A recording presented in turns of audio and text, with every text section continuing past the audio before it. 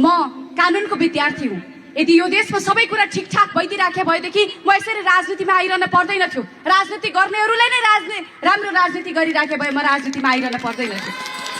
हाम्रो प्रधानमन्त्रीको उम्मेदवार उहाँ इन्जिनियर हुनुहुन्छ, बालेन्द्र शाह। उहाँ यदि देशको राजनीति सबै ठिकठाक भइदिराखे भए इन्जिनियर नै ठेक हुनुहुन्थ्यो। अहिले भर्खर बोलेर जानुहुने हाम्रो राजन गौतमजी हाम्रो पार्टीका नेता हुनुहुन्छ, केन्द्रीय सदस्य हुनुहुन्छ। उहाँ यो चितवनको उद्योगी व्यवसायी हुनुहुन्छ। यदि यो देशमा सबै कुरा ठिकठाक भइदिराख्या भएदेखि उहाँ उद्योग व्यवसायमै म आफ्नो काम गर्छु, कर्म गर्छु भनेर ठिक हुनुहुन्थ्यो। तर यो देशमा केही पनि कुरा ठिक नभएको कारणले अब राजनीतिको मूल सफा गर्नुपर्छ भनेर हामी राजनीतिमा आएका छौँ।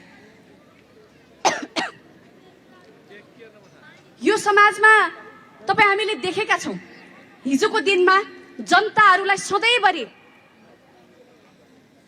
एउटा नेतृत्वले जनताहरूलाई ठेक्का लिए जसरी, जनताको मतलाई ठेक्का लिए जसरी तपाईहरूलाई कहिले यसमा भोट हाल, कहिले उसमा भोट हाल भनेर भनिराख्यो। आमाले ठ्याक्कै भन्नुभयो, कहिले यसमा भोट लगाऊ, कहिले उसमा भोट लगाऊ भनेर भनिराख्यो। हिजोको दिनमा गठबन्धनको नाममा तपाईहरूलाई खुल्लम खुल्ला यसमा भोट लगाऊ, यसमा भोट लगाऊ भनेर भनिराख्यो। अब आज अहिले के गर्दैछन्?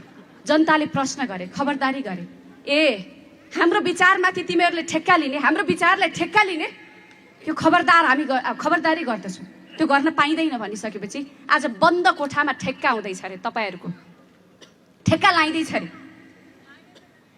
पार्टीका आन्तरिक तहहरूमा सूचना दिँदै तपाईँहरूका घर आँगनमा आउँदैछन् अरे। म यहाँहरूलाई निवेदन गर्न चाहन्छु, यो देशमा बिपी कोइरालाको राजनीतिक जीवनबाट प्रभावित भएको मान्छे म पनि हुँ। मदन भण्डारीको जीवनबाट प्रभावित भएको मान्छे म पनि हुँ। रूपचन्द्र बिष्टको राजनीतिक यात्राबाट प्रभावित भएको मान्छे म पनि हुँ।